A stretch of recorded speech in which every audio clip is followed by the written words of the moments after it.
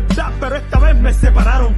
Dijeron mucho, pero no se olvidaron de callarse. Cuánto odio por mi piel sembraron. Dijeron historia y la tergiversaron. Dijeron guerra, muerte, odio y nos culparon. Siempre. Enfermedades, epidemias nos contagiaron. Exterminación de mi fauna complace a tus mercados. Dijeron riqueza y todos se lo robaron. Oro, platino, diamante, a la fuerza se lo llevaron.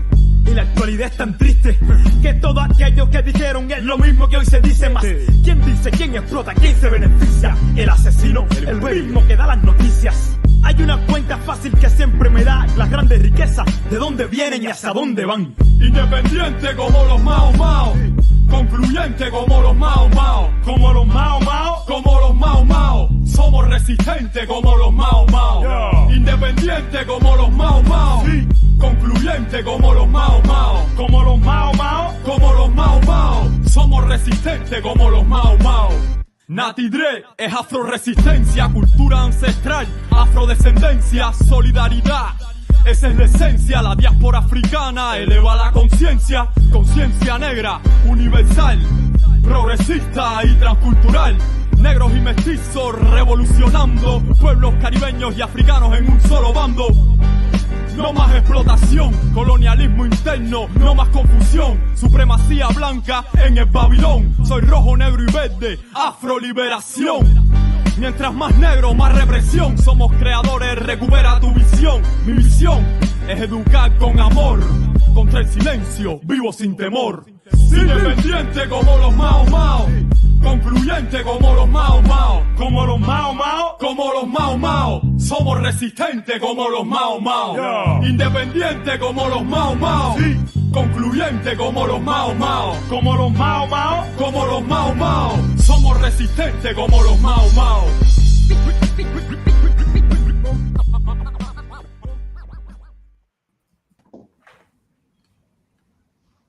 What's happening? What's happening? What's happening? This is Rise Up Morning Show, and I know y'all probably like, where they at? Where they at?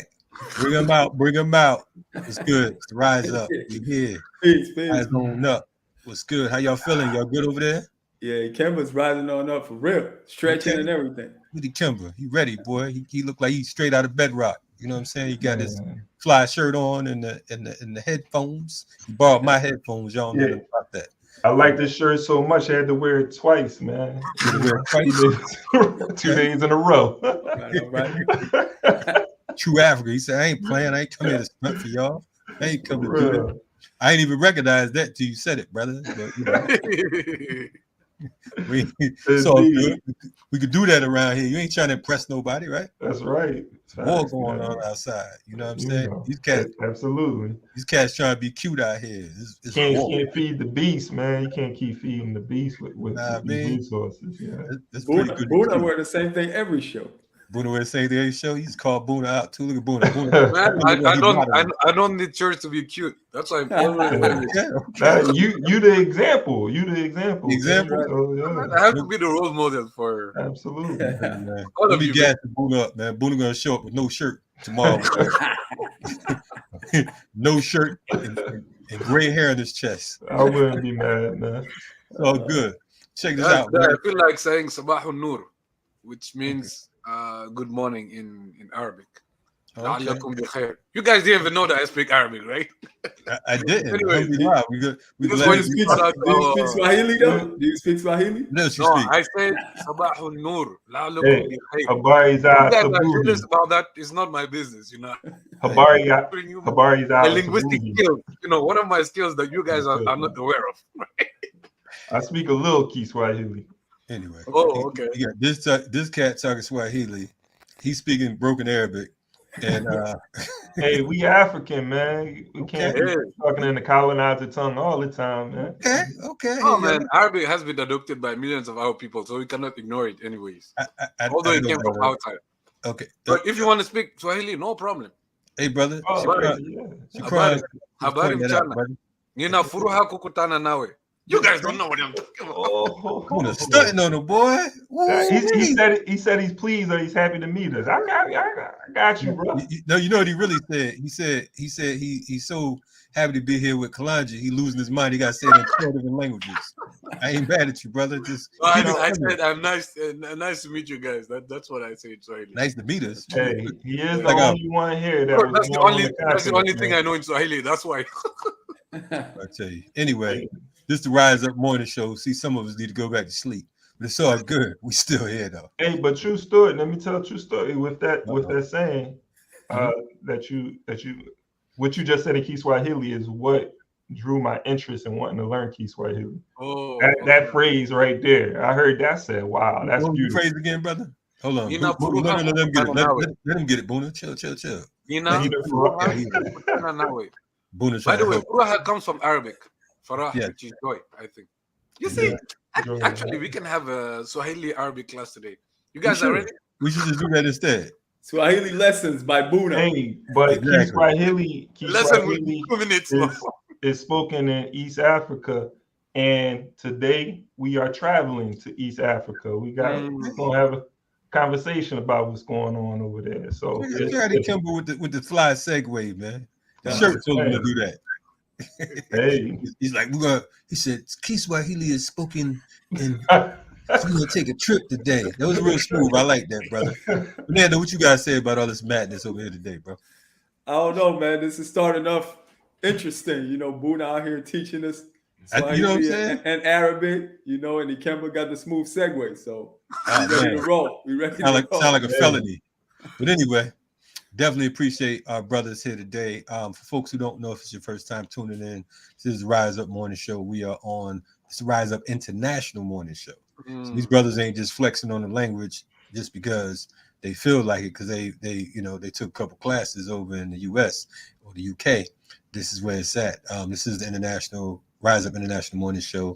You have Ikemba located in the planet Brooklyn. These other two good brothers at the bottom of the screen right now. They're broadcasting live from France, and I'm unfortunately in the colony of the US over here in Atlanta. And with one thing that we all have in common, we have several things in common. One, we're African men, and I think we're proud, all proud to be African men. That's correct, if I'm not speaking for anyone. We're proud African men, number one.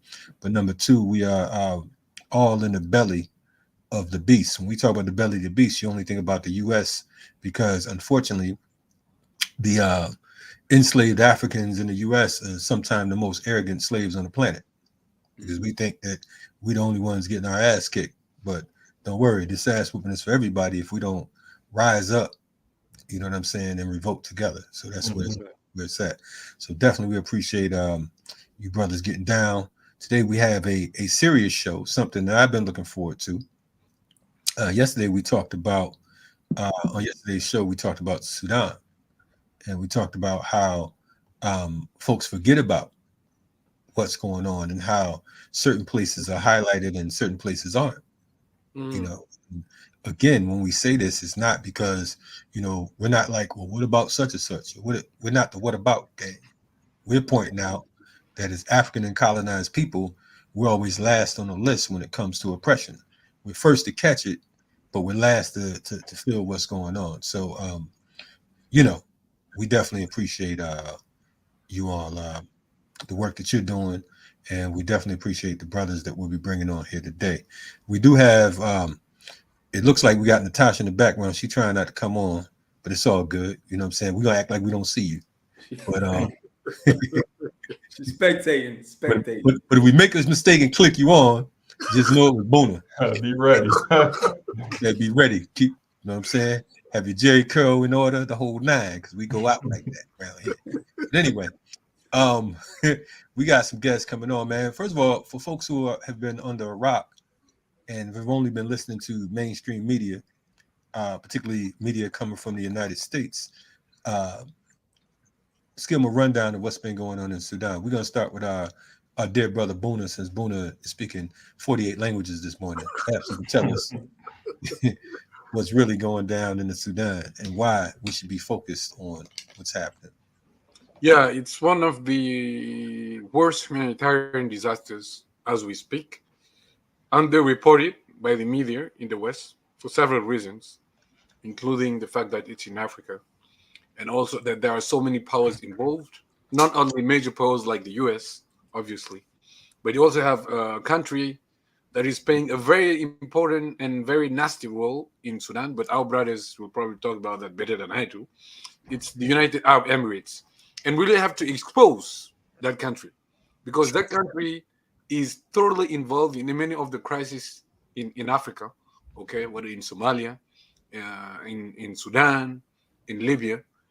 And it goes, obviously, it's a small country, very powerful country, by the way, financially. And also because they have so much money that they can spread sorry, their propaganda through the media. So there are basically, two factions of the armed forces in Sudan who've been fighting each other for at least the past year. But before that, there were like some revolutionary experiments or crushed by the army itself, since the 30-year rule of Sudan has been overthrown. Al-Bashir, Omar al-Bashir, who by the way has been an enemy of the US, then an ally, and then an enemy again. So it's a very complex situation, which is underreported in the mainstream media. So I'm very happy that we're giving this opportunity to our viewers, myself, of course, because I'm very learning from our brothers who the situation there in Sudan, and it's also very important for us to follow what's going on in Sudan because, as you all know, it used to be the largest country in Africa. Okay, it has been balkanized as they often do in our countries, and in fact, one of the leaders of South Sudan, Salva Kiir, is always wearing a Texan hat. Okay, and he's doing that because he's paying a tribute to George Bush, who played a key role in the balkanization of Sudan. And the Israelis, who are now doing the genocide in Palestine, thoroughly involved in the destabilization and the split of Sudan into two countries. They've basically been feeding, the warring factions, especially the separatists in South Sudan, and they have strong economic interest there as well. So everybody is in there. Russia is there. The US is there. France is there in Sudan and also neighboring countries. There are millions of our brothers and sisters there and they don't get as much attention as they should do, including in our own diaspora. One of the challenges that we are facing here in France, and this is also why I'm so glad and so happy to be on the show today, is that we don't have a large Sudanese diaspora here, which is, whom we can communicate with. Fernando knows that we've been trying to do on Sudan, but we've basically been lacking, contacts with Sudanese brothers and sisters who maybe we should question, the way that we're working. I don't know why it didn't, work out, but definitely we've been lacking the source of information that you guys back in the US or in the UK might have because there is a larger Sudanese diaspora. Anyways, well, I want to tell you, I'm going to tell you what the problem was because you was trying to figure out what the problem was. Y'all don't have a Kimber. You know what I'm saying? You know what I'm saying? It's got to be the shoes, right? The Kimber. Tell them who the guests are, man. We ain't got time for boom and small talk. That was my report. It was only 5 minutes long. So. Doing a report. Unusual. Hey, yeah. So these are some powerful brothers. Definitely, wanted to bring them on because I connected with them at a December 12th movement and December 12th movement event in Brooklyn, and. One of the brothers that we're bringing up, we have Abdullah and Mazen, who spoke about what was taking place in Sudan. And it's something I covered a few times when we charged colonialism. And so, I thought it would be great to have them on. For one, they represent the Sudanese Resistance Front, which they can come up and talk about. And if I'm not mistaken, as you just mentioned, as far as just like the Sudanese diaspora, I believe they're Sudanese. but I could be mistaken. So we can bring them up and introduce our guests to the world. Okay, Mazen, turn your camera on. We're going to bring you up, brother. Okay, here we go. What's happening, comrades? How y'all feeling? How y'all doing? Assalamu alaikum. Hey, peace. Walaikum salam. And excuse me for not knowing your background. That's not something I ask folks though. So at least not right away. But I believe you can. Are you guys Sudanese? Yeah. Mia. There it is. 100%. Yeah, both of us. All right. So Kalanja, you was right. They don't have you Kimber, man. Yeah, you know what I'm saying? he gonna ask you, you're Sudanese. Just because y'all in Brooklyn, like ain't no Sudanese brothers in Brooklyn. Anyway, definitely, yeah. Go ahead. You got a big diaspora out here too. Yeah, no doubt. Yeah. Maybe we can connect. If you know some folks over there in France, man, that we can connect. Boona and Fernando with, that'd be great. Yeah, I met a few out in France, in Paris. Okay. Definitely, try to reach out. We'll let y'all go over there for a while, man. Help those brothers out, man. Because Boona and Fernando, I don't know what they're doing, man. We have a lot of refugees from Sudan, but there's the language issue. Our folks, most of our folks don't speak English, and most of the Sudanese brothers and sisters that we're in touch with, they speak both Arabic and English. So, yeah, it's something that but I really, definitely appreciate if our brothers Abdullah and Mazen can put us in contact with, some brothers here. Great, yeah. For sure. So I want to get into, because I know your time may be limited. Boona gave us a good overview on what's going on in Sudan. But first, if you could tell us who the Sudanese Resistance Front is and the work that you guys do, and then we can get into the causes of the conflict in Sudan. You can. For sure. I could do a brief intro to surf and its development. But the simplest way to describe surf is an attempt to develop a revolutionary mass Sudani diaspora or Sudani org in general that spans across the diaspora to try to organize the mass Sudani folks that are everywhere under a solid revolutionary line and under a principled organization. So we came together informally, maybe a year, right around when the war started back in April 2023. And the initial position that we were taking was being sort of like a Sudani diaspora coordinating committee. It looked like a WhatsApp chat, adding all of the different Sudani WhatsApp chats that we can under one community and telling people we got to lock in. And this expression of it turned into like one event, 2 events, real informal stuff. Didn't have the surf name. But back in December, as the war continued to wage on, things escalated in a town called Wed Medani, and there were many calls to actions for people to really lock in, and also a lot of more proof around some of the regional actors behind the war and their involvement, and a very clear vacuum of anti-imperialist organizations focused on Sudan, or very clear vacuum of Sudani people focused on Sudan from an anti-imperialist lens, at least in a mass organized way. And so what this ended up prompting us to do was sending out that same WhatsApp link to as many Sudanis that we know pretty much globally.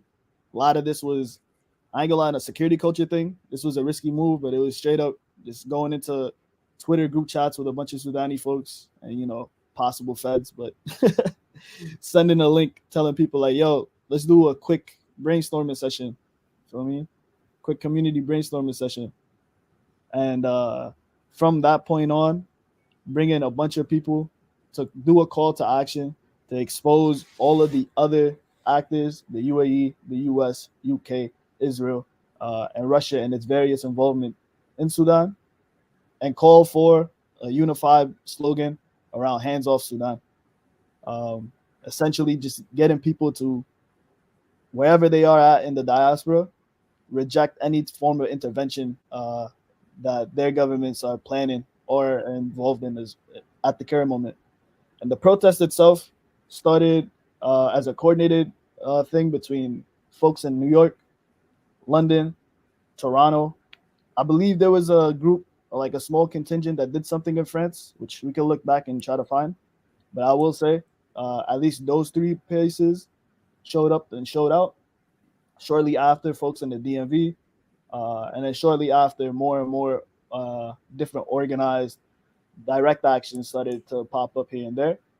But the essence of what happened in the very beginning of the organization was a bunch of Sudani people coming together, coordinating amongst each other to create a plan, do research, expose directly the relations that the UAE had in Sudan, Palestine, Congo,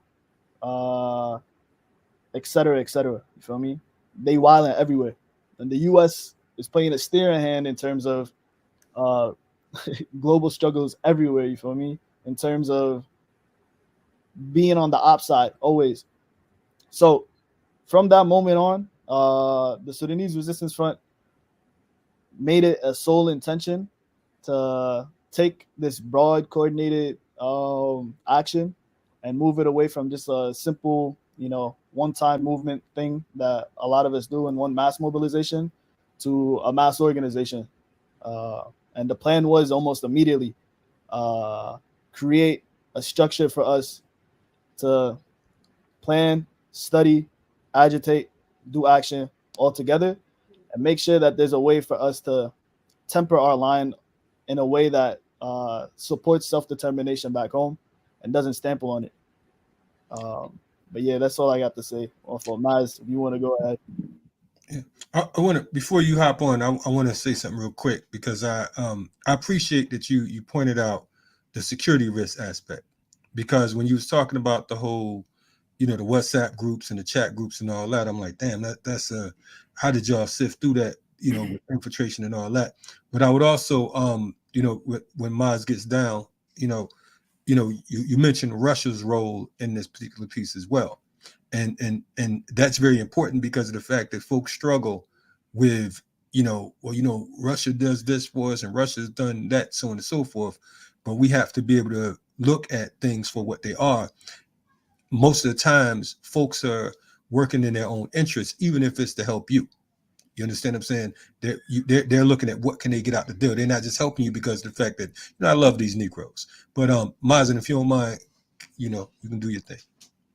No, definitely. I completely agree. And that's something that we always talk about with our political education that we do on a bi-weekly basis. And it's that, there's a lot of anti-imperialist movements, especially in the continent. And we're seeing like the Sahel region, for example. And a lot of people are, they have different opinions on, external forces. But for us, it's always to take a principled stance.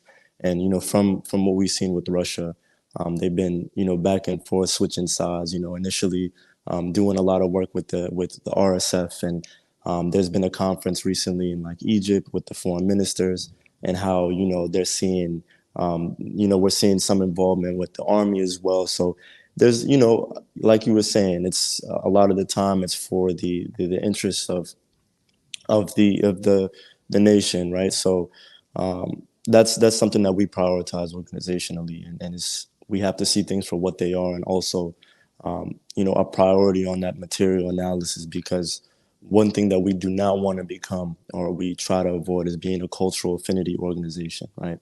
And I think we can't afford to make things apolitical at a time like this, and there's a lack of political aspects to organizations that we're seeing amongst the diaspora. And if they are, there's a lot of inconsistencies with that because of the erasure of the histories, of the revolutionary histories in Sudan and whatnot. So we're trying to bring that back and hopefully, try to align with the masses, and also spread propaganda to see what's going on and try to, amplify the voices there as much as possible. But yeah, Abdullah pretty much pointed out everything on the org. Yeah, man. Can you guys hear me? Yeah. Okay. Sorry about that. So yeah, I just wanted to build on what brothers Abdullah and Mazin have said. They insisted on the revolutionary, component of their and also the type of work that they're doing. So I was wondering if you could provide the audience with some background on the revolutionary legacy that you guys are building on. Don't know if there are some there have been in the past revolutionary movements or anti-colonial movements, at least. Some of them inspired by religion, some of them closer to communism, I would say, because Sudan, for people who don't know, used to have one of the biggest, strongest communist parties in Africa, right? And the Communist Party was repressed with the help of the USSR back then, right? So the USSR was in alliance with a regime that was repressing the Communist Party. But anyways, just wanted to ask our brothers if they could build on the, elaborate more on the revolutionary legacy that they're building on, maybe some background on the so-called Mahdist movement. I don't know if I pronounced it correctly. And also the legacy of the Communist Party, or the movements, the revolutionary movements that blossomed in Sudan during the Cold War. And in the war itself, because, to your point, Boona, there are folks that's checking us out that don't even know that there's a war going on in Sudan. Yeah, that was my next question, but yeah. Anyway. Right. My bad, brother. Yeah, I could talk about more of the revolutionary histories, and Abdullah, if you want to jump in for more of the current context, just to split it up. But yeah, like with the Mahdist movement, right? So the Ottomans had control of both Egypt and Sudan, and Mahdi Muhammad Ahmed was one of the only people within the region who was a hafiz, like he memorized the Quran. And mind you, at that time, there was a lot of the population in Sudan at the time was illiterate, right? So, and, obviously the Muslim faith. So for Muhammad Ahmed to be a hafiz was a really big deal. And on top of that, he wasn't just a hafiz, right? He saw the conditions in Sudan, right? Obvious exploitation, slave labor. And on top of that, the Turkish, the Ottomans, they renamed Sudan to Turkiya, changed the language to Turkish, right? So pretty much taking everything. And obviously the people will get fed up when you try to take away their land, their culture, so on and so forth. So the Mahdi Muhammad Ahmed mobilized people, mobilized across different tribal lines through not only just religion, but the need for independence and a liberation of the land. And through that, Sudan was able to defeat the Ottoman Empire. However, at the time, there was a lot of efforts to modernize, quote unquote, Sudan. And, obviously the relationship with Egypt, you have the Suez Canal. So the French and the British wanted to take a large part to do with that, right? So just coming back to the material reasons for it. So, obviously access to trade ports and importing, exporting goods. So that was really important for the European powers who wanted to get a piece of the continent. So the British came in shortly after the Mahdist Revolution. And, what we see is the Anglo-Egyptian condominium, in which the British had control of Egypt, and also had Egyptian administrators within the region of Sudan. And throughout that time period, the people are getting fed up. But something to really remember as well is the role of South Sudan. So the Jazeera scheme in the northern region of Sudan was being developed, which is one of the largest irrigation projects, right?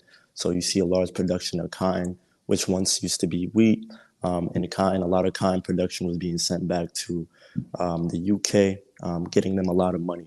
And because there wasn't the discovery of oil in the South yet, the British pretty much wanted to separate the South as much as possible. The South can't come to the North can't come to the South. So that really exasperated the tensions that we see the results of today, right? So a lot of people say, oh, it's just they don't like the South because they're not Muslim, and the South doesn't like the North because they're not Christian, so on and so. But it's much more than that, and it's always remembering that the material history. So as a result, we see a lot of different rebellions from the south, the Anyanya, and also the people in Sudan themselves are getting fed up by the British colonialism, and Egypt ends up getting their independence prior, and you see Nasser getting a hold of Egypt, and trying to advocate for Sudanese independence, and eventually the Sudanese get their independence, right? And largely to do with a lot of protests. For example, 58, there were a lot of protests in relation to a lot of the oppressive regimes following the independence movement, a military dictatorship from Aboud, and then 1964 October Revolution, where we see a lot of labor movements, and primarily the Communist Party having a large part to do with wanting to have the government meet the needs of the people. So the Communist Party is making a name for themselves, right? And through there, we see Abdel Khalik Mahjoub, who was mentioned before, who was the leader of the Communist Party. And from there, the Sudan Communist Party was considered one of the largest, or one of the strongest, because of his ability to relate the conditions to the Marxist theory. And he was able to go to like the Soviet conferences. And he has a bunch of books, and a lot of people say that he was as good of a theorist as Fanon or C.L.R. James. So you have Nimiri come in 1970s and dissolving a lot of the labor organizing and whatnot, and the Communist Party wasn't fond of that. And some of the members within Nimiri's regime themselves were a part of the Communist Party, and they decided to do a coup d'etat, in which they gained a hold of Sudan for a few days, and then Nimiri came back into power with a counter coup. And from there was just a purge. Nimiri wanted nothing to do with the communists. And mind you, he was a quasi-left leader, right? So initially he came in with left-leaning politics, but after that coup, he completely switched up, started siding with the U.S., with a lot of wishy-washy politics. And from there, we see the complete destruction of the Communist Party, in which a lot of the artifacts are gone. A lot of what's being said is word of mouth. They pretty much got exiled for the most part. And yeah, Abdullah, you can go in from there. You told him to cook, and he definitely did that too. Mazin went off, right? Go ahead. Before I move into some more of like the current context, I wanted to know if there was a specific question you had, Buna, on like the revolutionary movements that have been developing more recently, just so I could kind of temper the question that way. Otherwise, I could just off the dome.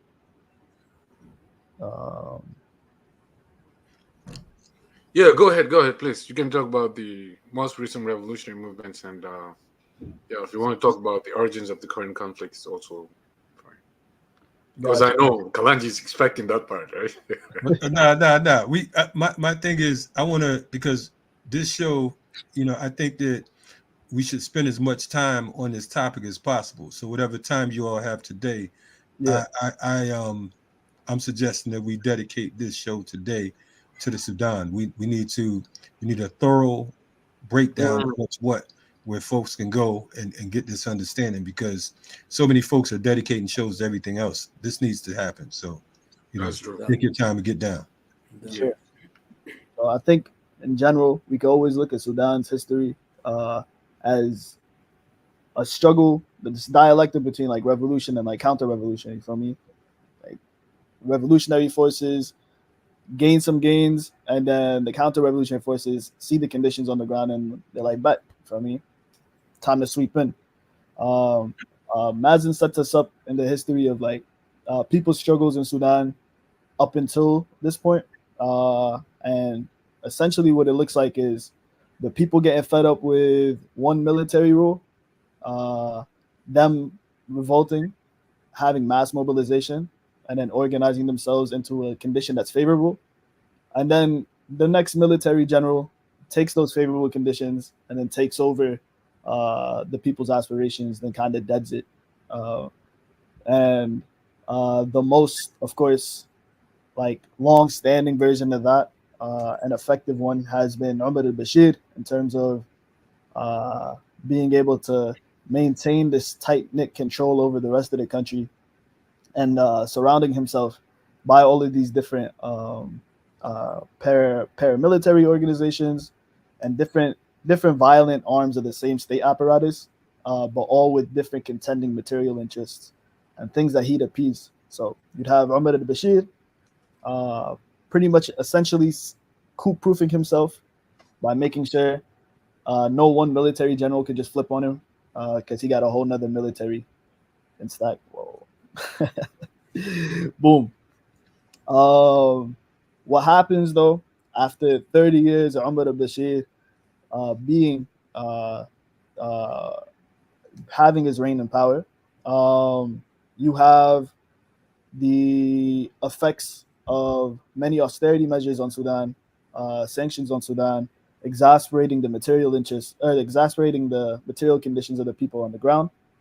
And in 2018, in the beginning of 2019, you see the climax of that expression. And the way that looks is people's food prices going way up, the price of bread skyrocketing, the central bank in Sudan artificially inflating like the price of the Sudanese pound. And Umar al-Bashir, who in this process of trying to coup-proof, keeping all of the economics under military rule. So the most of the people in Sudan's money was being funneled way back into all of these different state apparatuses. Whether it was the army itself, the RSF, a lot of what happens and the decisions around the funds would end up being stuck in this military ruling class. And the people were like, yo, fuck out of here. You feel me? Like, that's not it. And you start to see 2018 going into 2019, these mass demonstrations happening on a consistent basis. Of course, a lot of the different political parties in Sudan would come outside and do these traditional, coalitions, call for different mobilizations. Like you have the Communist Party who would pull up and call for different mobilizations, but you would also have a lot of different unions. So there'd be a bunch of collections of different trade unions and labor unions, and the most prominent one during this era was the Sudanese Professional Association, which is like a union of unions, a collection of unions. And they would pretty much do the essential role of calling for these different general strikes, these different mass mobilizations, specifically demanding civilian rule, because they're like, yo, like this military rule stuff has never worked out for us. The people of Sudan know what the people of Sudan need the best, and we're capable of determining our own path. Now, what you also start to see, and you've seen, people were seeing in like prior protests before, because this wasn't the first time people were like protesting their conditions, but this was definitely the first time in recent history where we've seen such mass coordination and organization to that extent. It was essentially the whole country organized and mobilizing itself. And the task of calling for these different mass mobilizations started to shift away from like the SPA and some of these other coalitions that had this issue of opportunism. And they started to move more into these localized resistance committees, these neighborhood resistance committees. And these committees were structured basically as mass unions of different folks within the neighborhood, each one of the neighborhoods, all coordinating amongst each other to plan protests and general strikes and direct actions and teach-ins. Just as much agitation, education, and mobilization as possible amongst these different bodies. But also, these neighborhood resistance committees were the people on the ground. So they had a very in-depth understanding of the people's conditions, what people needed, all of that. Feel me? So during this 2018-2019 run, the neighborhood resistance committees and the SPA, the Communist Party, this other coalition called the Freedom for Forces and Change, were pretty much all on agreement of we want a civilian, we want the civilian government. But as time goes on, you start to see some of the more like elite elements of like this revolutionary body doing backdoor meetings with like the military apparatus and the doing a lot of these different meetings with folks essentially without the masses participation. And this was something that people were rejecting and calling out for immediately. But at this time, there was still this level of unity in terms of, all right, we need to move towards civilian rule. Now, the ousting of Umar al-Bashir, this happens because the conditions on the ground became so unfavorable for Umar al-Bashir that the opportunistic leaders of the armies, the General Burhan, General Hamiti, they're like, yo, this is a perfect condition for us to take this dude out. Feel me? Like, the masses will be on our side in terms of this action. And when Umar al-Bashir got dragged out of the palace, feel me, the people celebrated, of course. Feel me? That was a material win. But the slogans never changed for the masses that were on the ground. It was always هنكمل المشوار. We're gonna finish the mission. Feel me? That we want full civilian rule. We don't want this fake military coalition to exist. This fake transitional council. Now, at this time, this is where you start to see a bit of a split in terms of people's focus on like staying completely principled towards this idea of full civilian rule, because of course the army, Hamiti and Burhan, start to coordinate amongst each other to make these empty promises of a full-on transition. And of course, a lot of the conversations and mediations are happening under the thumb of U.S., Saudi, and Egypt. And these questions of, yo, how long is this transition going to happen? When is this going to transition fully into full civilian rule? All of these were done under negotiations with folks who people did not want to negotiate with.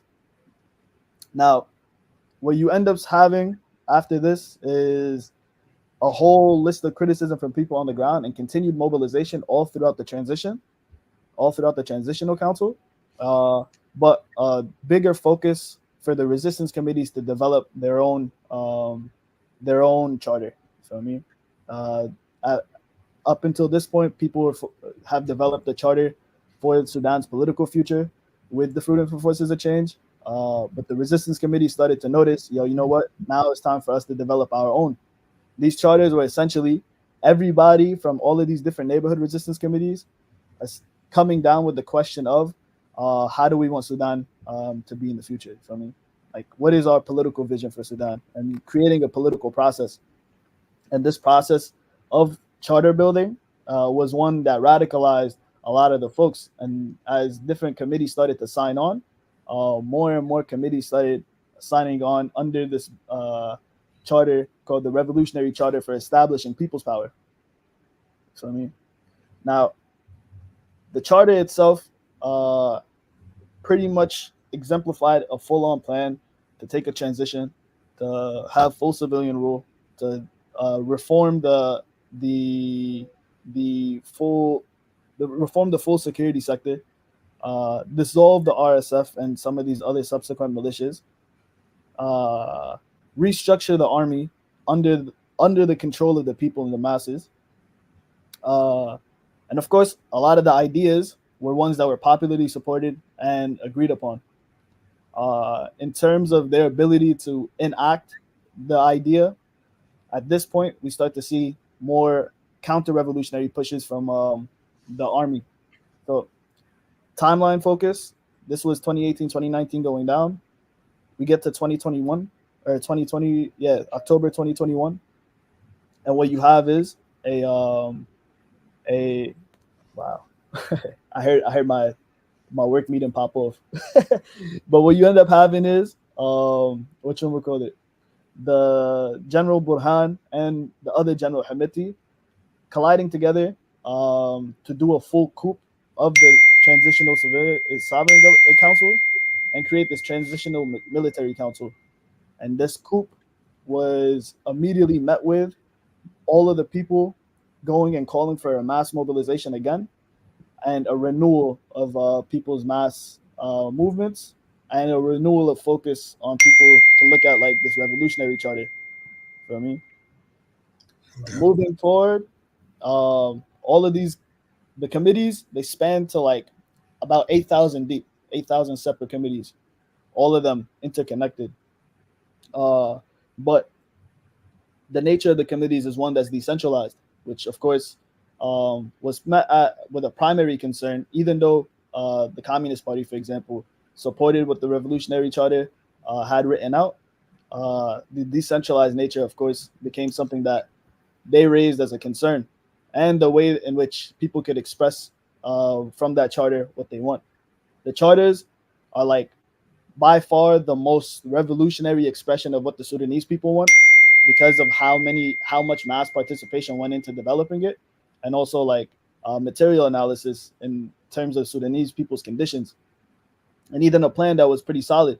The only problem is going from that charter to an actual revolutionary program that's acted upon was faced with a lot of challenges, especially since the full state apparatus was against any type of aspiration for the people to take over their own country, because for both Burhan and Hamiti, and not just them, but globally, for the imperialists across the world, and for the regional actors there, a revolution in Sudan that successfully allowed for a full civilian rule would undoubtedly either inspire revolutions nearby, as it did in the case of like Egypt, or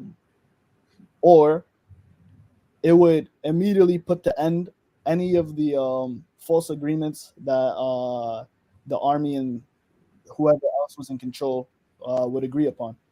And this struggle against like the people's revolutionary aspiration, what you call it, led to like full on counter revolutionary moves and a full stepping away from what the Sudanese people have usually agreed upon unanimously, including the military, to one where they start to switch up on like a lot of the very important things. And the US manipulated the situation in such a way where they pretty much offered folks, yo, if y'all want to get out of these sanctions, what you call it, normalize with Israel. You feel me? And of course, the masses of people rejected it. The masses of people have been rejecting that from the beginning. There's always been this interlinked solidarity between the people on the ground in Sudan and the people on the ground in Palestine. And even more materially, like the three no's was something that was developed in Khartoum. You feel me? And this was something that was central to everybody there. What you see from this like transition and coup government, and even like this transitional, all of these false transitional governments, is a full shift away from like what the people wanted and assigning on different things. And of course, the manipulative hand behind that was like the United States. But the people who opened it and welcomed it with pretty much open arms could be attributed to Burhan and all these other folks. Anyway, fast forward a bit more to this current war context.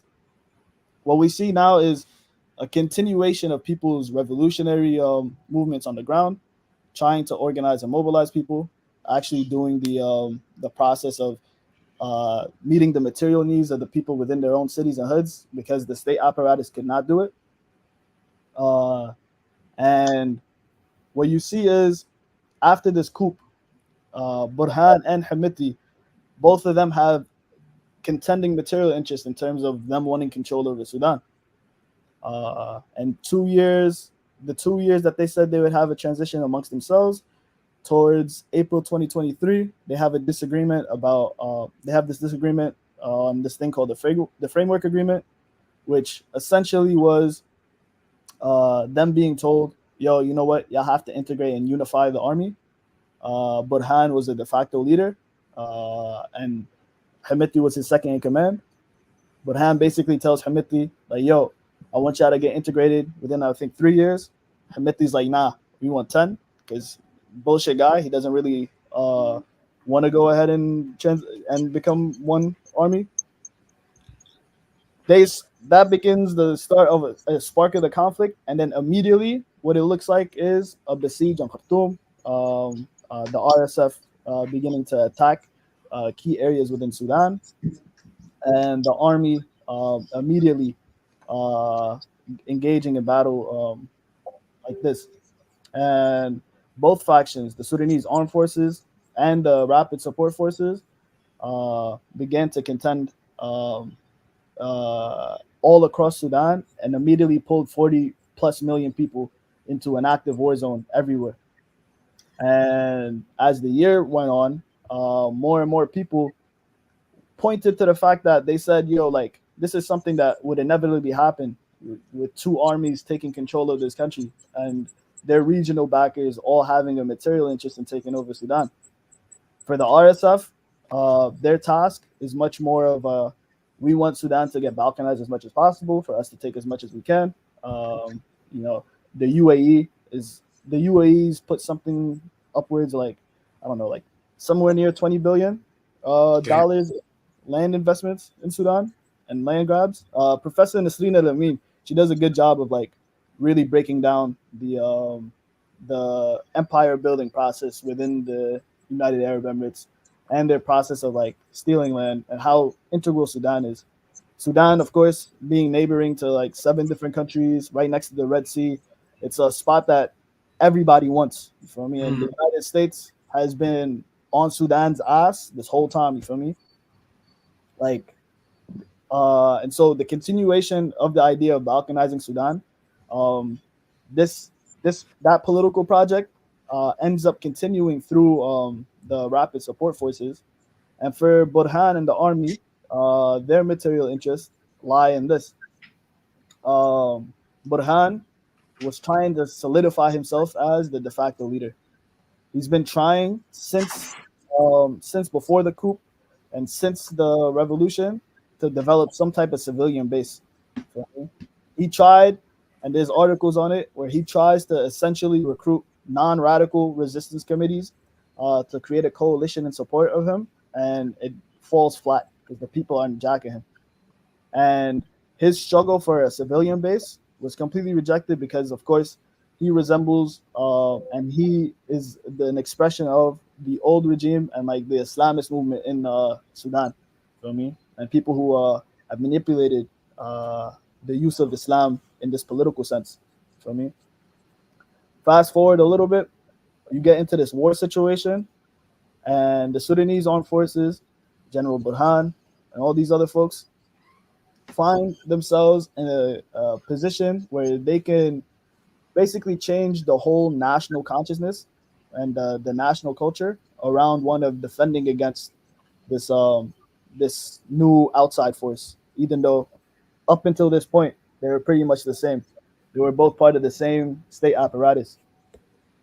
What you end up having is this: Burhan developing some type of soft loyalty amongst civilian folks now, as the army being like the only armed apparatus capable to contend with the RSF in a situation that they pretty much manufactured together. And for him, from our analysis, our position is this: that the struggle for him to get like a civilian base has not been successful up until now. And the reason why is because from the beginning of the war, these dudes sucked on the ground. Feel me? The RSF would have the easier task of sending militiamen to random cities and doing the same scorched earth tactics that they've been doing since Darfur. They've been doing all themselves. And for them, it's an easier task of going to a city, while out, kill a bunch of people, commit as much atrocities as they can, and then just occupy a few homes so that they could claim territory. The army thought, okay, yo, easy mission, bro. We get out. We have better military than them. We have better arms. Feel me? We got access to all of the actual things. They're just a bunch of militiamen. Feel me?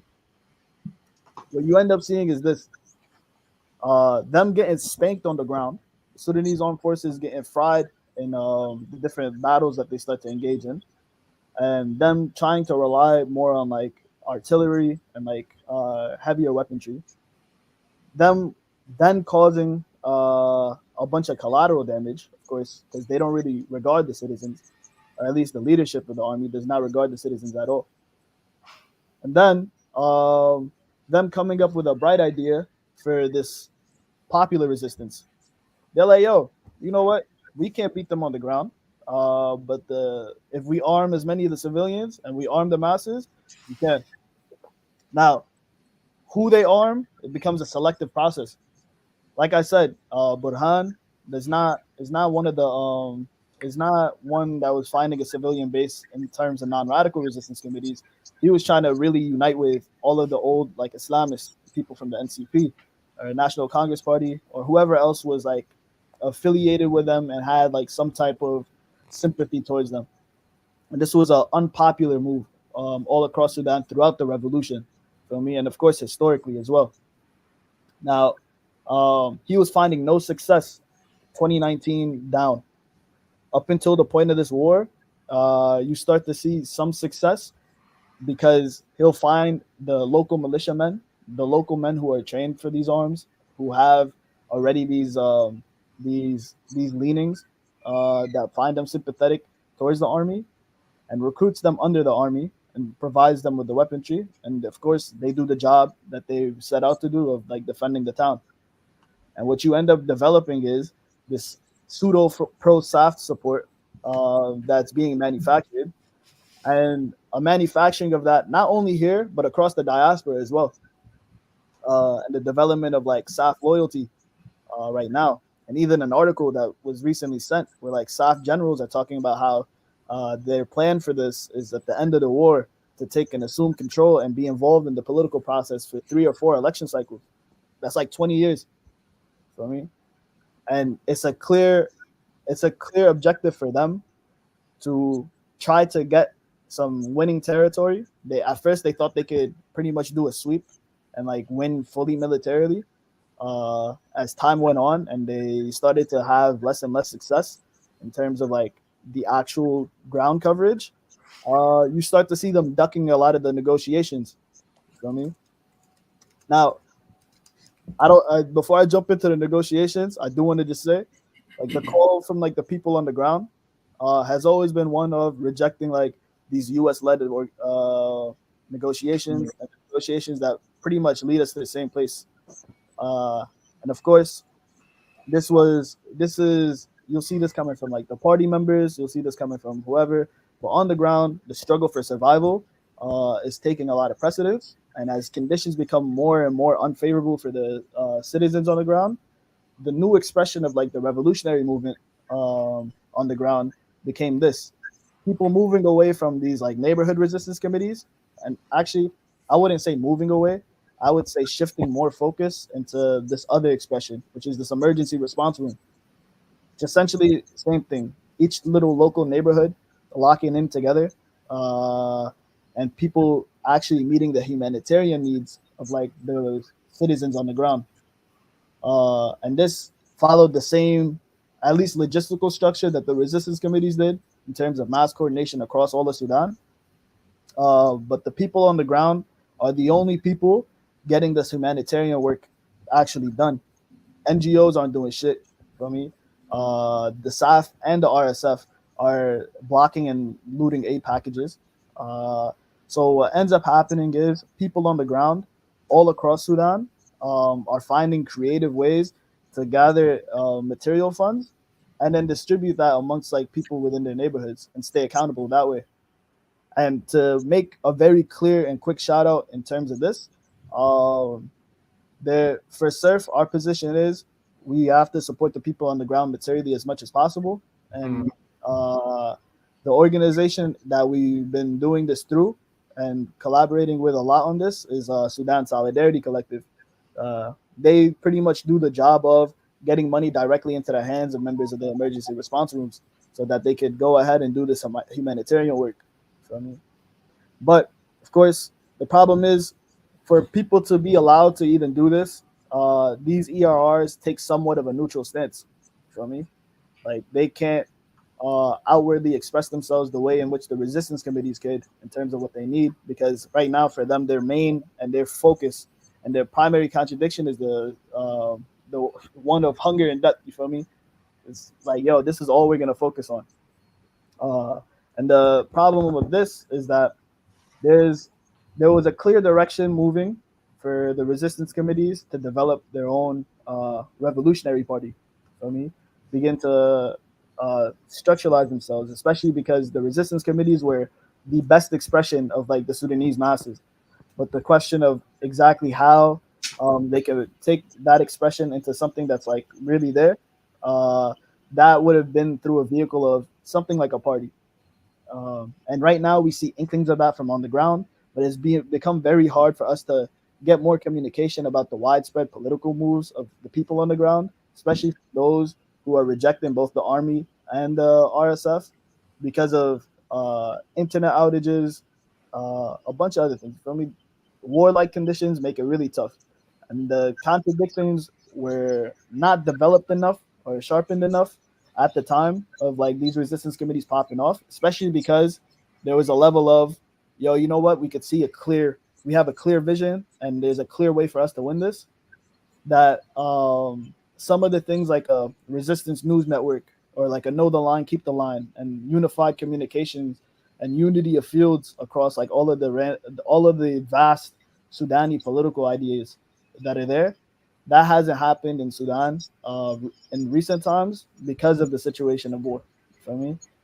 And there's struggles for that happening right now, where the different resistance committees are putting out different statements um, alongside other parties, alongside the Communist Party, alongside the different unions. You feel me? And creating these joint movements. But at its current phase, what it looks like is a bunch of coalitions that we have to do a lot more understanding and study of, uh, and a lot of asks from people on the ground that are not even reaching like the outside of the borders of Sudan, because of how hard it has been to communicate with like the most revolutionary elements and this growing SAF loyalty that Burhan has been manufacturing. And so, SAF stands for Sudan Armed Forces, right? yeah, Sudanese armed forces.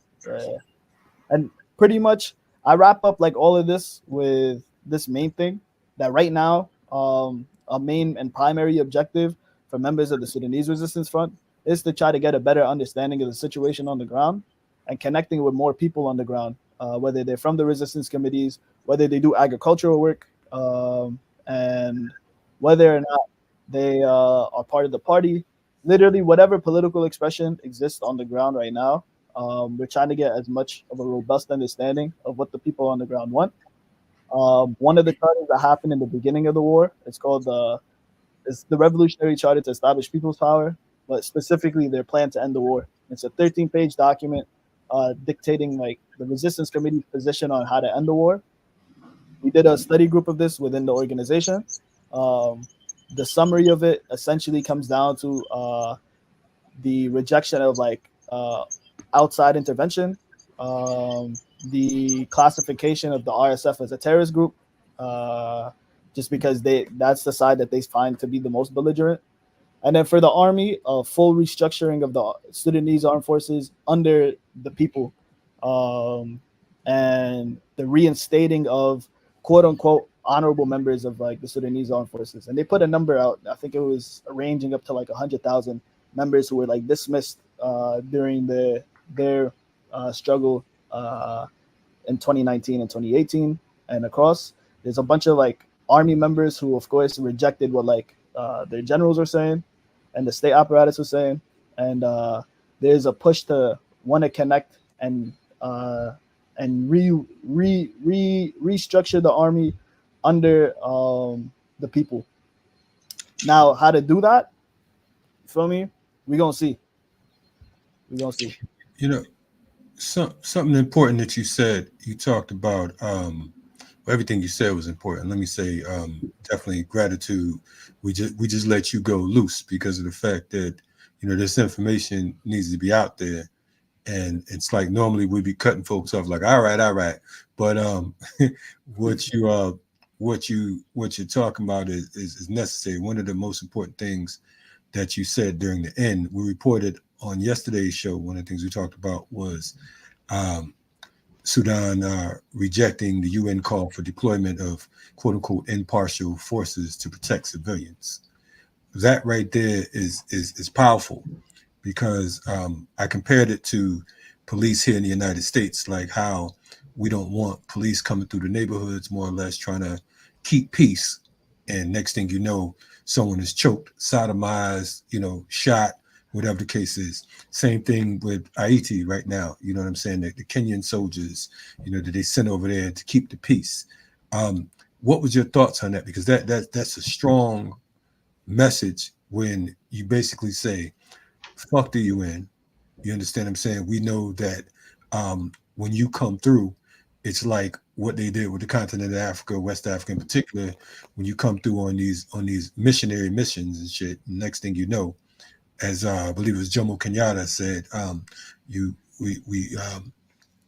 we had land and whatnot, and I'm paraphrase. You came in with the Bible, yes, Bible, and we opened our eyes, and you had the land, and we had the Bible. You know what I'm saying? So that's kind of how it, the UN and white folks in general get down. What was your thought on that stance? Of course, it's a stance I just agree with in terms of fuck the UN. Like they have done nothing in this war except for either statements or proposals that are straight out of pocket. And we're watching live what the UN's inability to affect a genocide happening to our brothers and sisters in Palestine. We're watching them live be in the process of going against the people's aspirations in Haiti. For me, we have seen, and it's everything's clear right now for me. And this is like amongst all of us, right? Like this is just globally. Like the US is losing its hegemony over the world. It's losing its grasp and its grip over the rest of the world. And while the rest of the world struggles and develops like people struggles, and the global south, of course, is rising up, what you end up seeing is much more people globally on like a global conscious understanding like the negative effects of the UN, the US, yada yada yada. For me, I can yap, but the thing that like we find to be interesting is when there's unity amongst stances, especially amongst like the army, whenever they make a stance that of course the people on the ground like agree with, how that then it turns into a situation of like the soft loyalists and the propagandists in the West adding more to it and developing more of that loyalty based off of them getting a correct position. And what, in my personal opinion, I think needs to happen now is a much more broader coordination and commitment from the different revolutionary elements in Sudan to be the ones to present these political positions first and foremost, and find a way to like assert themselves like in a legitimate way at these negotiation tables, but not really in terms of legitimizing these negotiations, but rather just so that one, the political expression of the Sudanese people can be heard from other people besides the army. You feel me? And this doesn't mean like communication just purely on these negotiation stages, but rather just a more clear and concise communication network between the Sudani people here and the Sudani people back home, and more ideas in terms of actually practicing internationalism in a way that like could affect this war and affect the people's aspiration to civilian rule. Feel me? But with all of that, all I have to say is it's just mad work to do. You feel me? And the struggle is on the ground. And for us, we need to figure out a way to unite with what's happening on the ground, materially support what we support, and find a way to interject on the interventions that the different imperialist forces have wherever we're at, whether it's here in New York or in the belly of the beast over here, or our folks in London, our folks in Toronto, our folks everywhere. There's a bunch of clear, actionable things that we can do, direct actions that we should be promoting, and a clear push away from like these reformist lines, you feel me, and these legitimizing lines of ops. But that's all I really got to say on that. I appreciate that. I do have a question. First of all, thank you for that breakdown. That was key.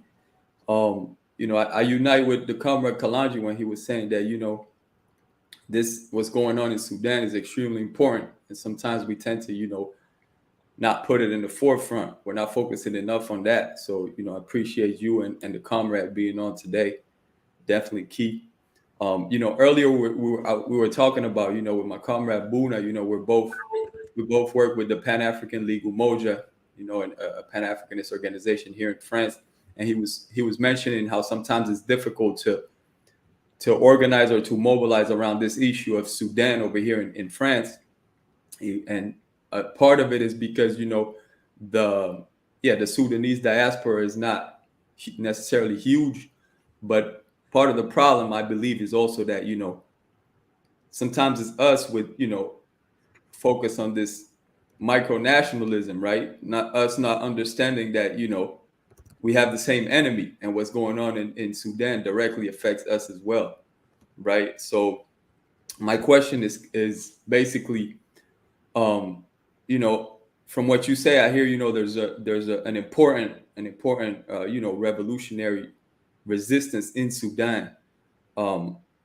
Is there, that you know of, has there been any? I'm sure there's obviously people, individual people supporting, but has there been any organized effort from countries around close to Sudan? Meaning that I know we have Chad right close to Sudan, which is also connected to Niger, which is part of the Sahel state. So that's interesting. I know we got the Central Republic of Africa, also real close, tied to Sudan, right? We know about all these colonial borders that were invented by the colonizers. So I was wondering if there has been any organized efforts to support the cause of the people from close by countries that you know of.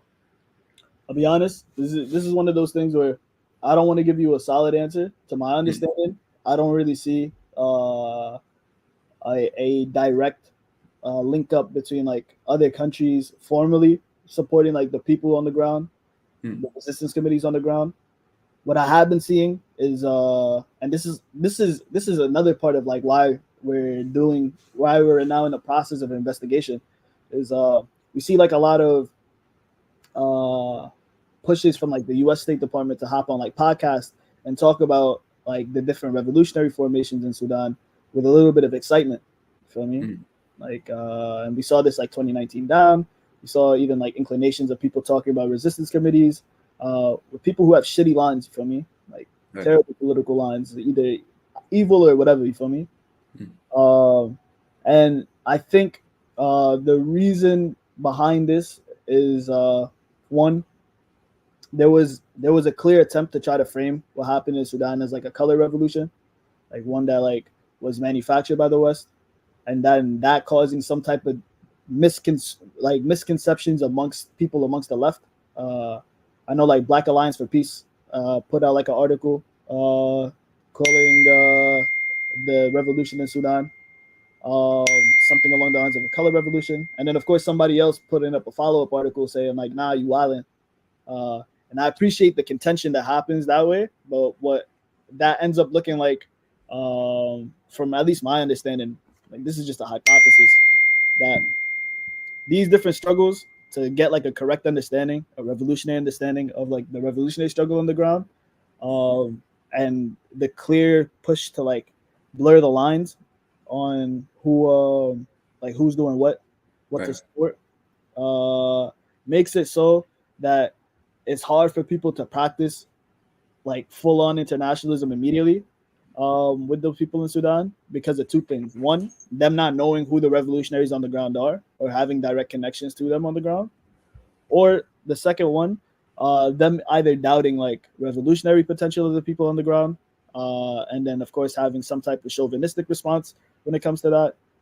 Of course, like, and this is something that can happen amongst the diaspora as well. Like a lot of the hypotheses around the resistance committees having to form a party, they're gonna express themselves however they express themselves. You feel me? Like again, the struggle is on the ground. But what I will say is how they want to express themselves, how quickly we get these communications, clear avenues to support those different struggles. We've been looking for it and we've been struggling to find it. If any of the viewers have an idea, like, of course, we're always open to connect on that. And this is something that like we're actively trying to brainstorm. And in terms of how to best adjust the situation of like people who want to organize for Sudan who might not have a big Sudanese diaspora where they're at. For us, it's just important to like understand and frame the war with the primary contradiction being like up top, and that being like our struggle against military rule, the struggle and fight for civilian rule, the struggle for self-determination and control over Sudan's resources by Sudanese people, the centering of that. And then, of course, in terms of like the material actions that could happen, the UAE is wilding everywhere. You feel me? Like if there's actions that benefit the people of Haiti, Palestine, and are directly against the same enemies of our state, of Sudan, then unite with those. Even like, and this is important, like the Zionist entity's role in destabilizing nations all across the whole region.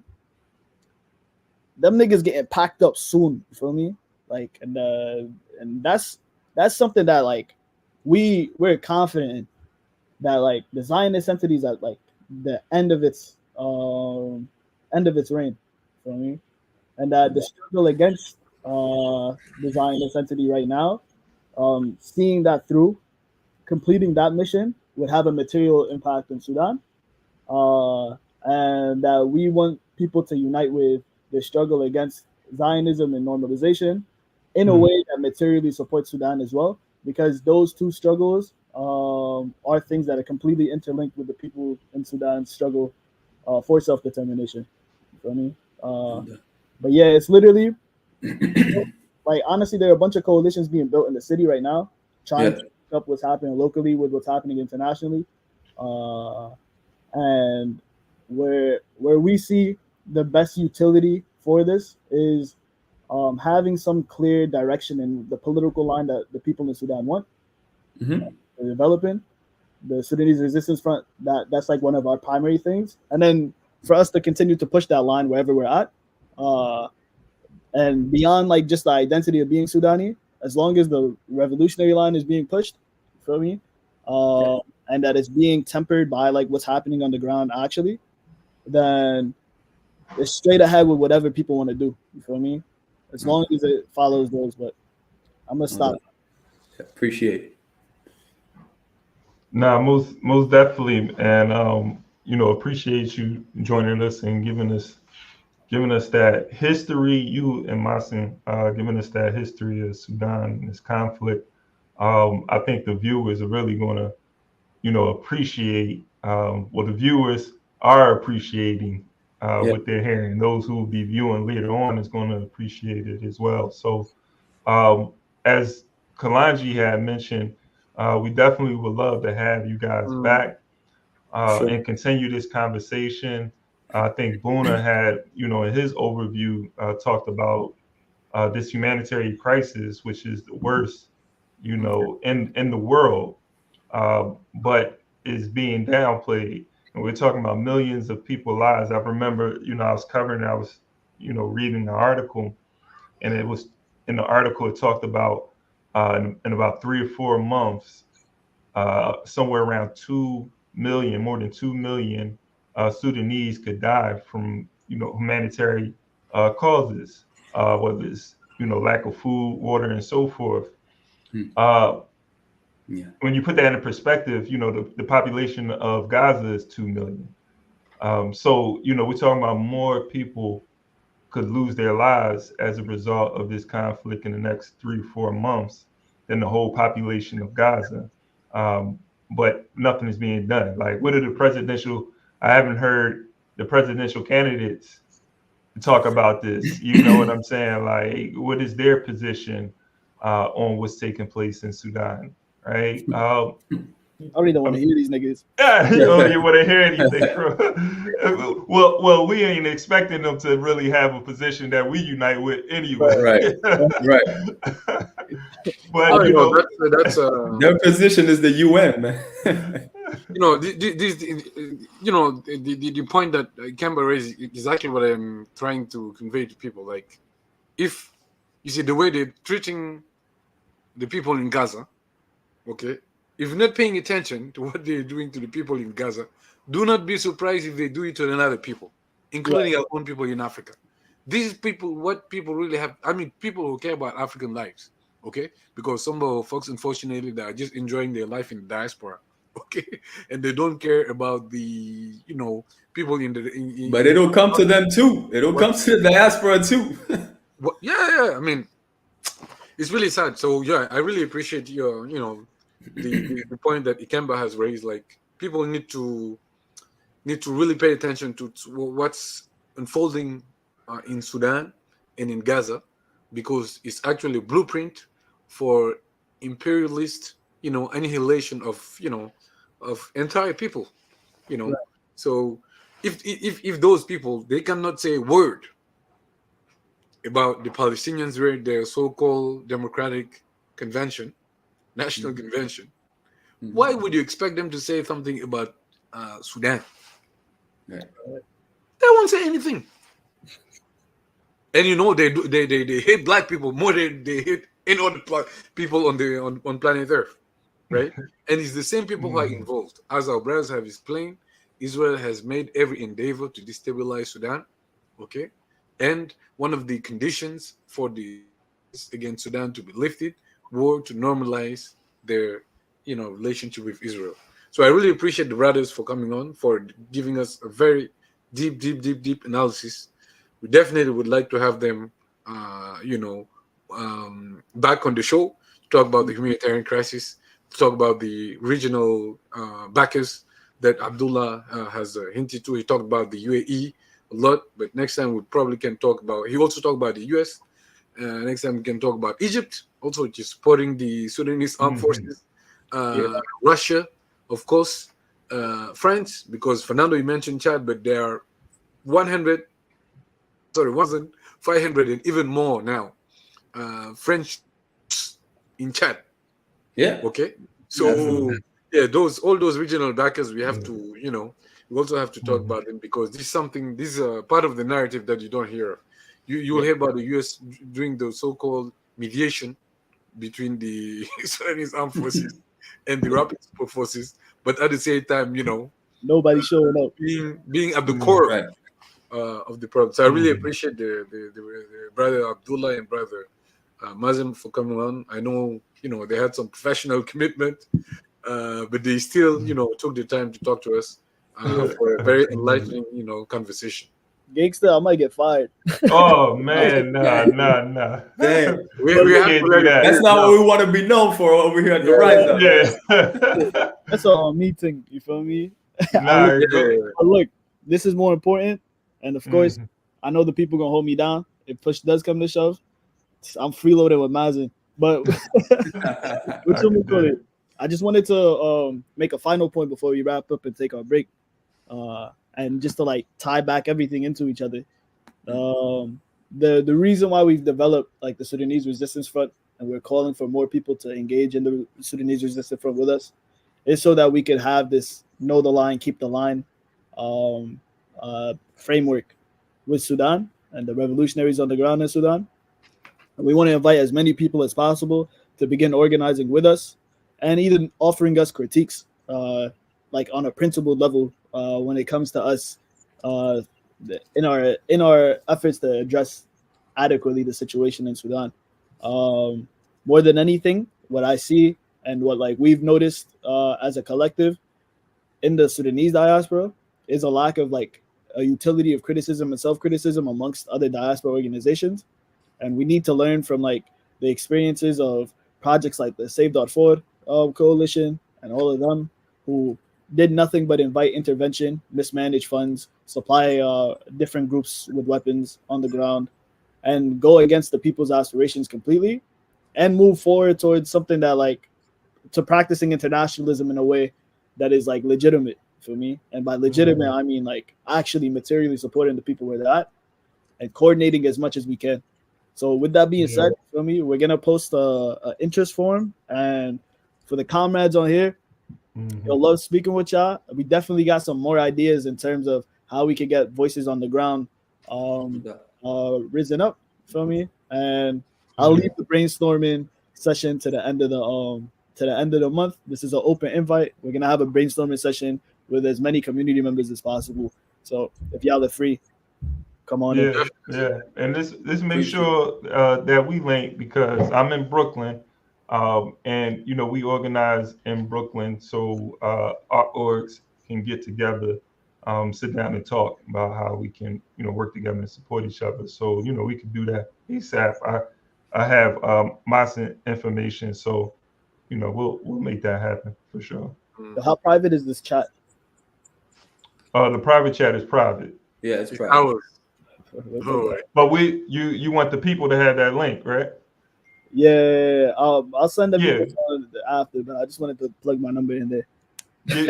Give me the information, and I'll make sure that the people get it. Yeah, just we'll talk. Like send it to Mason, and Mason can send me the info. We'll do it like that. Sounds good. And all right, appreciate you, brother. Safety. Salute. Shukran jazilan. Awful.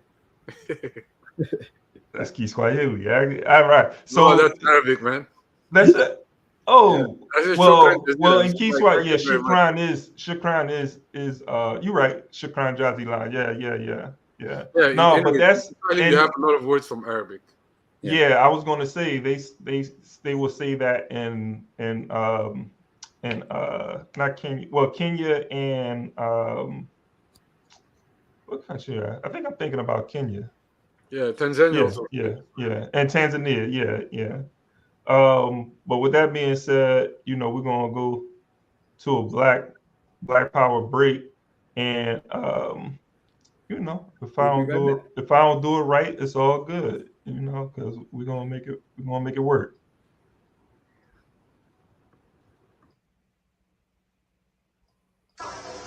We are African, and we happen to be in America. We're not American. We are people who formerly were Africans who were kidnapped and brought to America.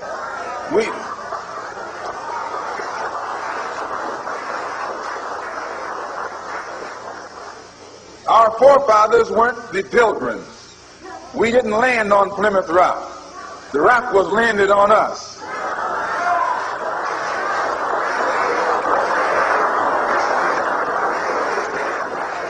We were brought here against our will. We were not brought here to be made citizens. We were not brought here to enjoy the constitutional gifts that they speak so beautifully about today. Because we weren't brought here to be made citizens today, now that we've become awakened to some degree and we begin to ask for those things which they say are supposedly for Americans, they look upon us with hostility and unfriendliness. If you're interested in freedom, you need some judo, you need some karate, you need all the things that will help you fight for freedom. Nationalism is the wave of the present and the future. It is nationalism that's bringing freedom to oppressed people all over the world. It was nationalism that brought freedom to the Algerians. It was nationalism that brought freedom to the Nigerians and to the Ghanaians. It was nationalism that brought freedom to the people of Uganda and Tanganyika and Sudan and Somaliland. The Africans didn't get it by sitting in. They didn't get it by waiting in. They didn't get it by singing "We Shall Overcome." They got it through nationalism.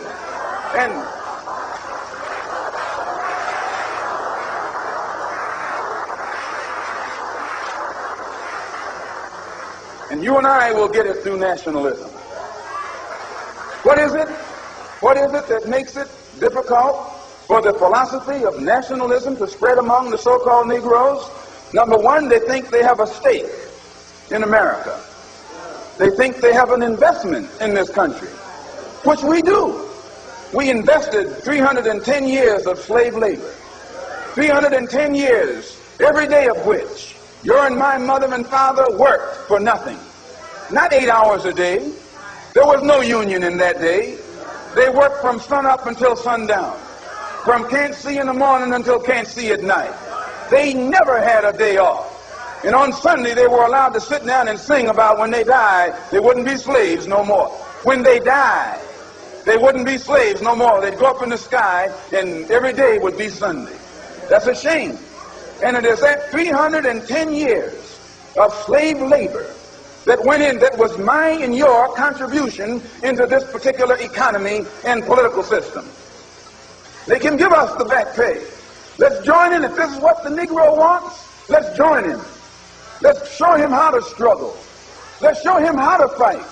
Let's show him how to bring about a real revolution. Let's make him stop jiving.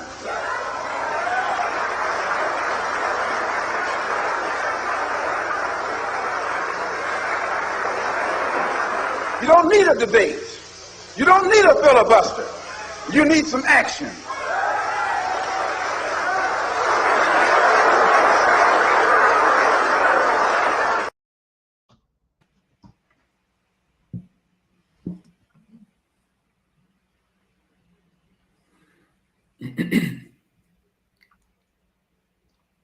Yeah. We back. Just voices. We back. Buddha had that look. Buddha had to look like these people right here don't know what they're doing. Come on. Hey, Buddha, you could have helped out. Hey, man. Listen, the brothers broke down something serious, man. That was a great segment. Yeah, for sure.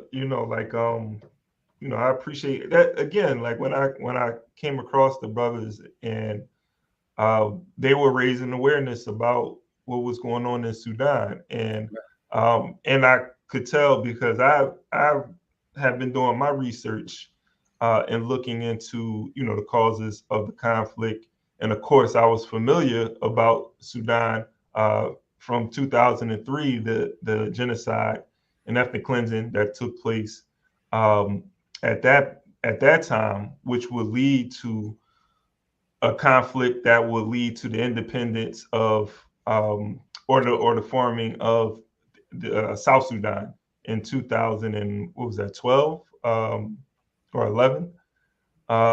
So and Buna really talked about this continuing struggle, revolutionary struggle, anti-colonial struggle that's been taking place in Sudan for a long time.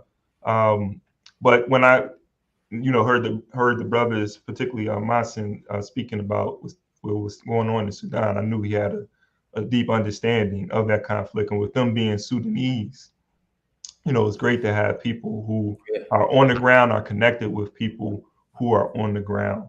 Because a lot of the times, of course, we are talking about what's happening on the continent, what's happening in the diaspora, and a lot of these places we're not there. And it's always great to have people who can give us that firsthand account of the situation.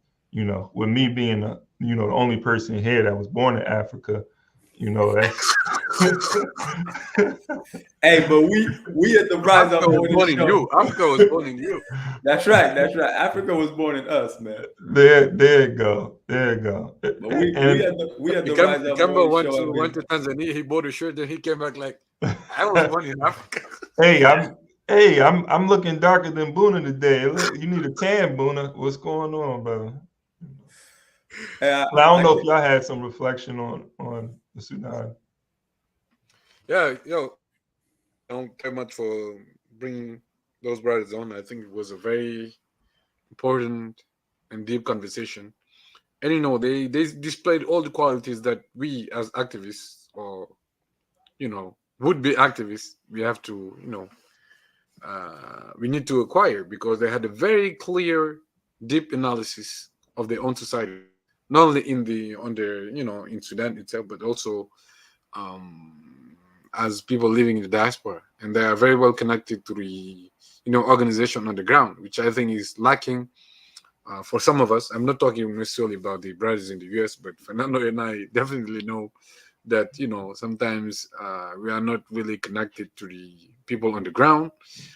We're doing a lot of online work, which I think is not bad, but I think these brothers just gave us some ingredients that we have to apply in our own struggles, because they have perfect very clear analysis of the situation in Sudan, the forces that are competing for power there, the challenges and contradiction within revolutionary movements. And I also really appreciate the fact that when they didn't have the clear information about what's going on the ground there, they would just say, I don't know. Okay, they will not make things up. So I think they also teaching us a lesson of humility that all of us should apply. But I really appreciate the fact that gave us so much information that we wouldn't have access to otherwise. You can scroll through your computer, your smartphone, whatever, but you won't find as much reliable information on the revolutionary forces on the ground than the type of information that our brothers gave there. So I really appreciate. Congratulations, Ikemba, for bringing them on, and hopefully you can we can have them back very soon. Yeah, you could definitely get that information right here on the Rise Up Morning Show. Yeah, that's all you can get it from, right? But listen, truthfully, like Boona said, no doubt, appreciate that, Ikemba. And listen, the brothers were sharp. I think one of the things that was super interesting when he spoke about this plan that was made in order to stop the war, stop what's going on, and he mentioned the importance, obviously, of the rejection of outside intervention. And again, that's what we see over and over in different places. Whether we're talking about Haiti or anywhere else, when we want peace. That's one of the main focuses. That's one of the main focuses. So this is one thing that just comes up over and over again. So yeah, I just think that was key. But everything he broke down was important, and I'm gonna have to watch this one again. This is one to study. You gotta check it out again, and learn some things for sure. Yeah, and I'm connected with some folks too from Congo. So I'll try to set something up where we can have some people from some Congolese folks to talk about what's happening. And as a matter of fact, Boona, you had a guest from Congo, Luizy. What was that? Well, he hasn't been. I don't even think he allowed to go to go back to Congo. Secretary. Yeah, you're right.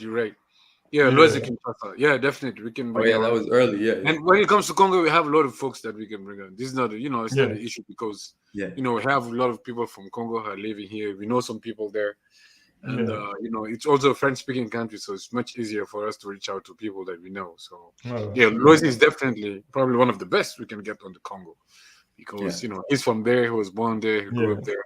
He's been living in Europe for some time now, but has a clear revolutionary analysis of the situation there in the country. We talked about it recently when I met him in.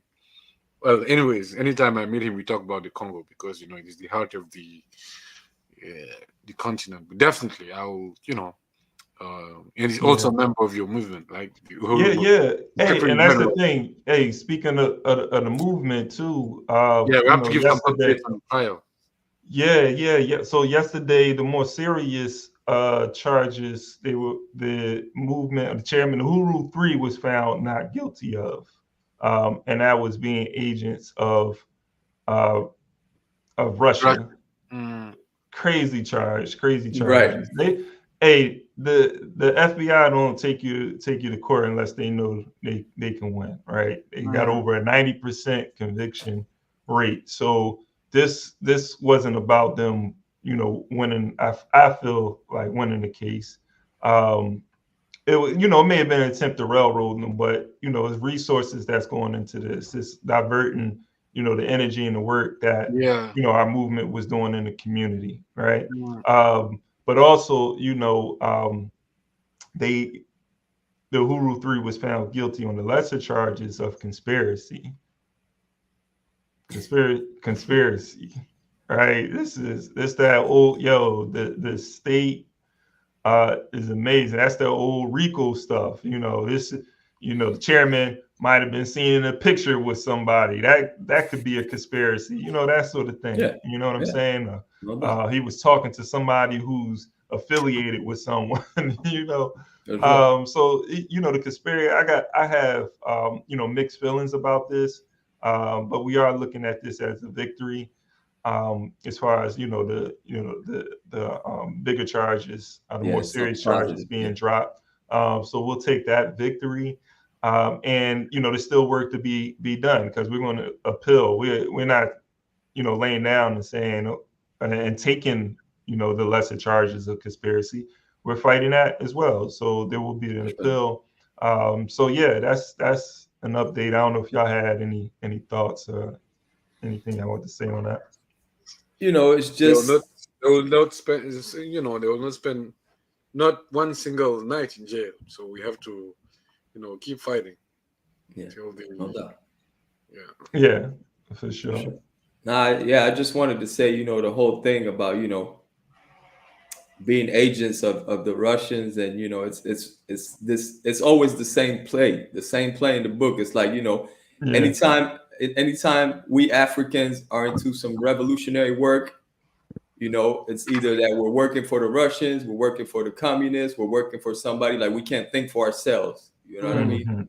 And it's always the same play. They always do that one. That's like the Africans who during slavery and what they call the United States were rebelling against the slave master. It had to be some white people behind. They were looking for the white, organizers and instigators, agent provocateurs. Absolutely. Behind it. Yeah, that's crazy. Interesting thing, man. But appreciate everybody though for tapping in to the Rise Up Morning Show. This Friday, TGIF, so everybody have. I don't know if y'all had any last thoughts, man, but I think we're gonna. Everybody just have a great weekend. The struggle continues, and catch up. Catch up on these episodes. If you haven't seen, this week we always go. We try to go Tuesday through Friday, so there's a lot of good material. Make sure you catch up. And that's it. Everybody rise up. Rise up. Rise up.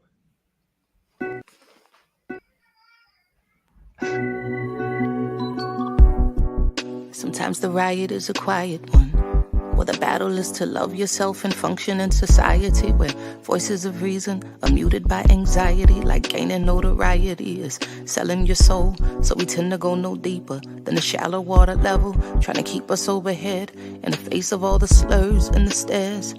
Mentally frozen, paralyzed by fear of failure and success. So we lock, we stock, barrel. Running while it's crumbling, all these towers and they're babbling. But the baby's in the bath and the stash under the bed. On my head, spinning from the circles and the puppets and the strings that they pull, then we move.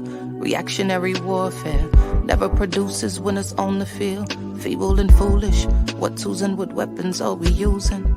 We need some new ones. Real revolution, it's real solutions.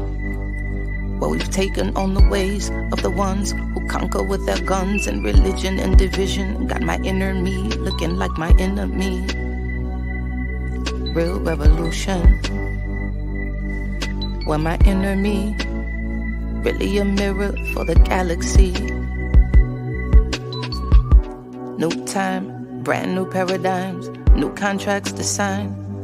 They thought that this would all be televised, though it's happening right before our very eyes. It's on the inside, with their guns cocked. When that rock drops, standing on the rooftop, praying that the mountaintop can live inside the valley. People tell me the reward is somewhere off in heaven, like heaven's only in the sky, like chariots are swinging, like God is something separate from yourself, from your wealth, from your lover, from your neighbor. Oh, your savior is coming in your own name, coming with the face the same. Real revolution, it's real solutions. Where we've taken on the ways of the ones who conquer with their guns and religion and division. Got my inner me looking like my enemy. Real revolution, where my enemy is really a mirror for the galaxy.